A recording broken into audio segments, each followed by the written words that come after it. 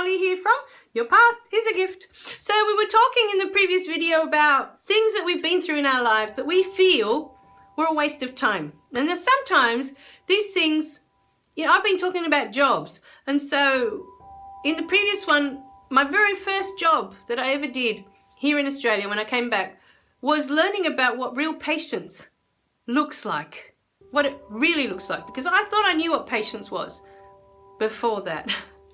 I had no idea, So, the second job, another job that I did here in Australia, I was working for a school, and in this school, I spent a whole year working at this school. And really, I'd signed up to this school to make more money, right? Because I thought, well, if I can get enough work there, I can make more money and we can start moving ahead financially. That was the plan at the time. That was the goal. And none of that happened. So I got to the end of that year thinking, what a waste of time. They didn't have enough work for me to be able to set myself financially free, with what they could give me. Because in the afternoons, I was still teaching piano here. So, doing these music lessons during the day, I thought we're going to, really boost our finances. Anyway, didn't happen because they didn't have enough work to give me. And I had to sacrifice a lot of my work in the afternoons to fit them in. But anyway, with time, because for a long time, I thought that was a waste of time. That I had to do all this training before I went, to this whole year of working at this music school. And it wasn't until many years later, I was sitting there one day in my class and I'd realized how much my teaching had changed because of that school. Because until that point, I didn't know what chunking it down was. I didn't know what it was to grab a piece of music and break it down into different sections and work on this section. Like, say, for example, you could work on one line each week, if you had 4 lines and they're all difficult. Work on one, work on it hand separately. Next week we'll put it together. The following week we'll do the next line, or half the line if it's that difficult, So breaking it down, I learned that from that school.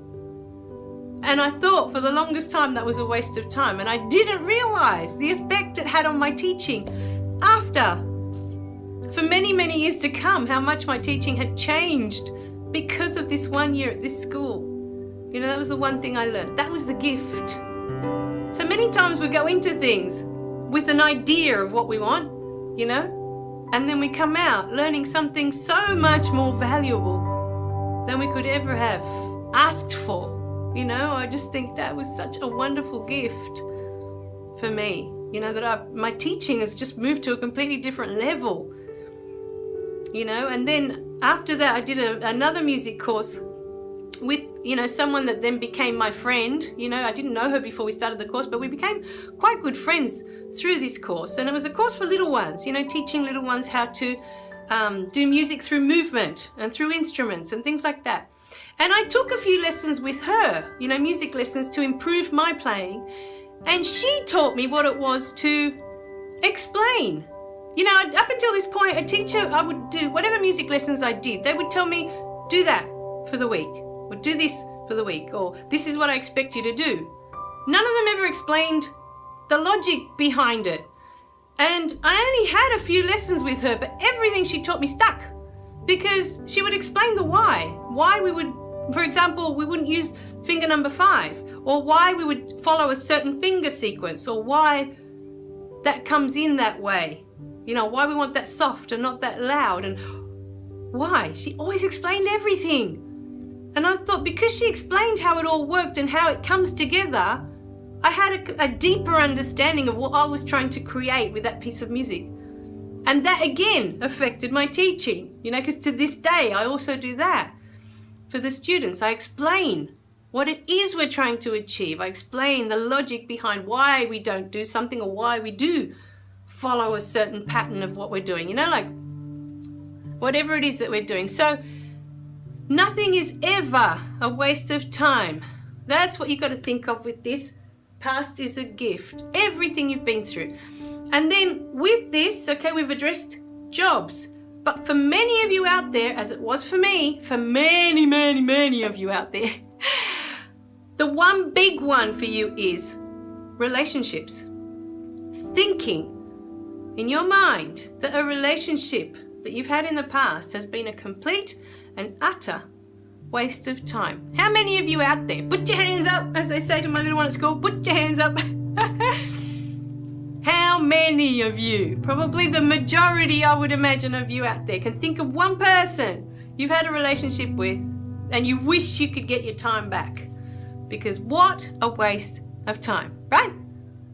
Well, I'm here to tell you that nothing that you've been through is ever a waste of time. Ever, ever, ever. Now, relationships are one of the most richest ways of learning about yourself or learning about others. There's always a message, either for you or about the other person. Always. They're trying to tell you something about themselves. They're trying to tell you something. Or they're trying to tell you something for you. Now, my very first relationship was a fail from the get-go. You know, we loved each other. You know, the love wasn't the problem. My problem was that I thought he was better than me. I thought I didn't deserve him. I thought I wasn't good enough to be with him. And I share this again because there are probably many of you out there thinking that. You're with a partner and for some reason they seem to shine so brightly. You know, that you think to yourself, I don't belong here. I don't belong next to this person. I don't belong. They're better than me. They deserve better than me. These were my thoughts throughout the whole relationship. I wasn't good enough for this person. And in the end, that's what happened. You know, it fell apart because a relationship it doesn't have a solid foundation. If one of you is constantly thinking that the other is better than you, it just doesn't work. It doesn't work. You know, you're constantly measuring yourself against the other person.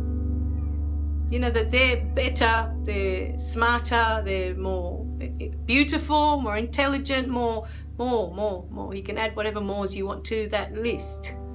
But if in some way you feel that you are less than that person, it will never work out.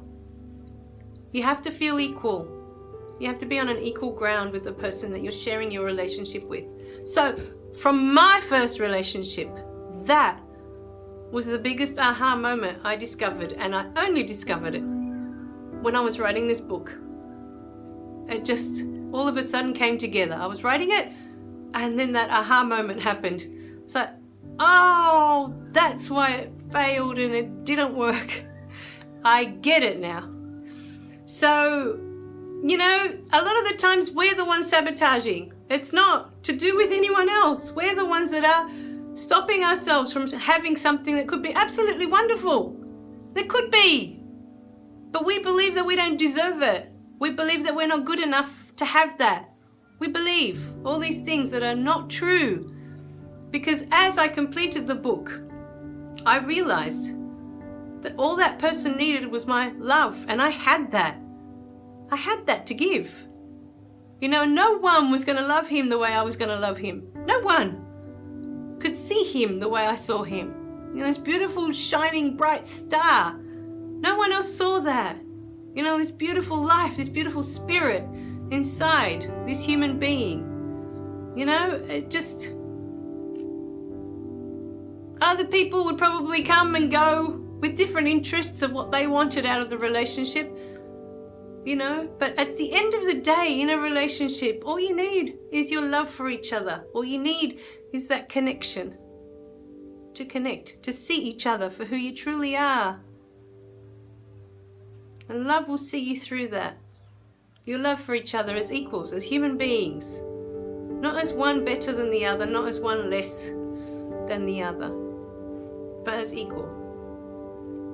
You know, there's so many couples I see that because one earns a lot more than the other, you know, they're constantly having these discussions, these arguments about you don't earn as much, you don't earn enough, you're not doing enough. Enough, there's that word enough. They're just saying you're not good enough. That's all it comes down to. They're making them feel, they're pointing out the obvious to that person. Because they're earning less, they feel they're not good enough to be with that person. And in each relationship, there's always going to be one that earns less than the other. It's just natural unless you're both working in the same field. So please remember, if you have a heart full of love for another human being and you see their spirit and you see them for who they really are without all the outside stuff, if you can just see them, that is all that matters. I promise you, at the end of the day, that's all that will matter to anybody else. That's all anybody wants, is to be loved and to be seen for who they are. If you can give that to someone, you're already there. You're already there. You don't need to be anything else. You don't need to do anything else. You're there. I promise.